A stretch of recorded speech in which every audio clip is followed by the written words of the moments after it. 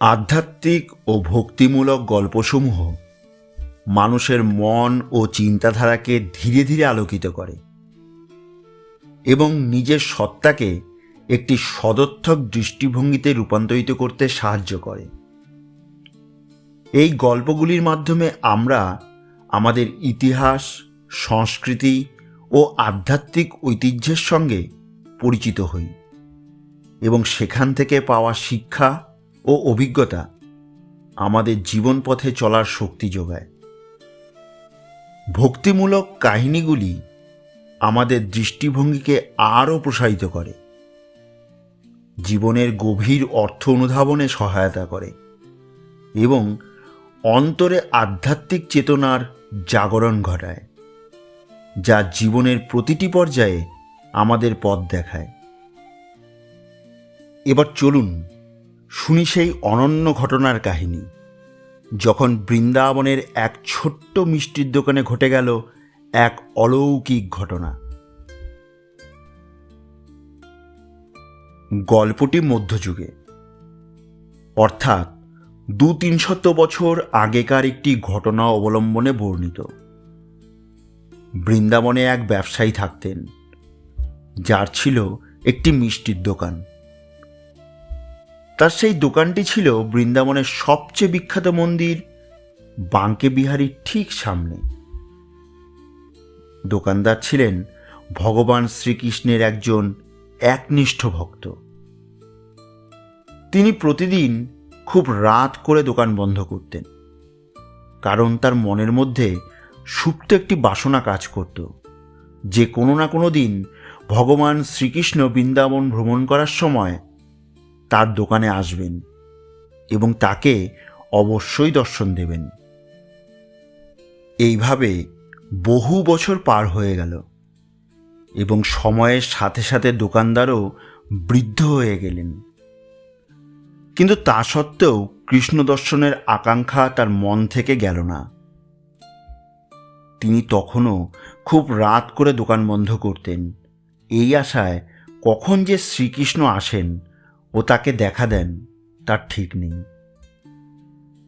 একদিন প্রতিদিনকার মতো দোকানদার বহু রাত পর্যন্ত দোকানে বসে আছেন।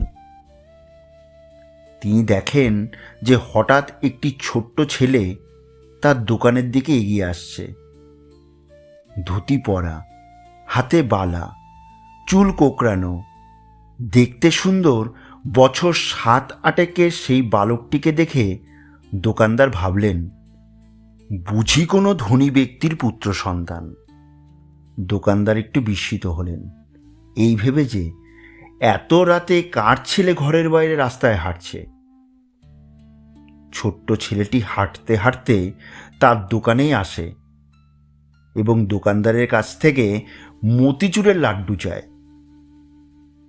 কিন্তু ততক্ষণে মতিচুরের লাড্ডু শেষ হয়ে গেছে।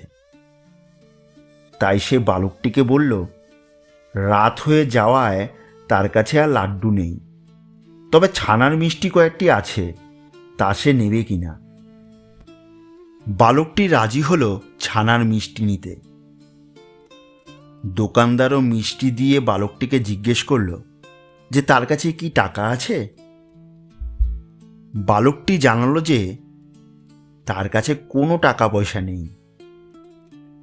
দোকানদার ভাবল, ওইটুকু ছোট বালকের থেকে আর টাকা নিয়ে কি করবেন, কতটুকু আর মিষ্টি। তাই দোকানি আর কোনো অর্থ চাইল না বালকটির কাছ থেকে। কিন্তু বালক এর মূল্য দিতে চাইল নিজের হাতের স্বর্ণের বালা দিয়ে। কিন্তু দোকানদার রাজি হলো না এবং বললেন যে তার কোনো মূল্য চাই না। তখন বালকটি ছুঁড়ে মারল তার হাতের সোনার বালাটি দোকানের ভেতরে। ঠিক তখনই দোকানদার সেই বালাটি ওঠাতে নিচু হলেন আর উঠে দেখেন যে বালকটি উধাও। দূর দূর পর্যন্ত বালকটির আর দেখা নেই। কোথায় গেল সেই বালক?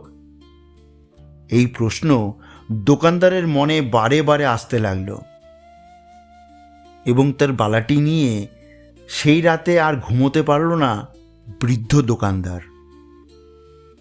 পরদিন সকালে গোটা বৃন্দাবনে কলরব ছেয়ে গেল যে বাঙ্কে বিহারী মন্দিরের বিগ্রহের হাতের সোনার বালা চুরি গেছে। বিগ্রহের হাতের বালা খুঁজে পাওয়া যাচ্ছে না। এই বার্তা দোকানদারের কানে এসে পৌঁছলে দোকানদার সেই মুহূর্তেই সেই বালাটি সাথে নিয়ে বাঙ্কে বিহারী মন্দিরের পুরোহিতের কাছে যান। পুরোহিতকে বালাটি দেখান এবং সব কথা খুলে বলেন। পুরোহিত বালাটি দেখে বললেন যে সেটি বাঙ্কে বিহারীর হাতের বালা। এরপর দোকানদার বুঝতে পারলেন যে আগের দিন রাতে যেই ছেলেটি এসেছিল সে আর কেউ নয়, স্বয়ং অনাদির আদি সর্বেশ্বর ভগবান শ্রীকৃষ্ণ। দোকানদার আনন্দে বিভোর হয়ে কেঁদে উঠে বাঙ্কে বিহারীর চরণে গিয়ে পড়লেন এবং আফসোস করলেন যে ভগবান স্বয়ং তার দুয়ারে আসলো, কিন্তু তিনি চিনতে পারলেন না। বন্ধুরা, গল্পটি যদি আপনাদের ভালো লাগে তাহলে একটা লাইক দিন, আর যদি আপনার মন থেকে আসে কমেন্ট বক্সে লিখতে পারেন জয় শ্রীকৃষ্ণ।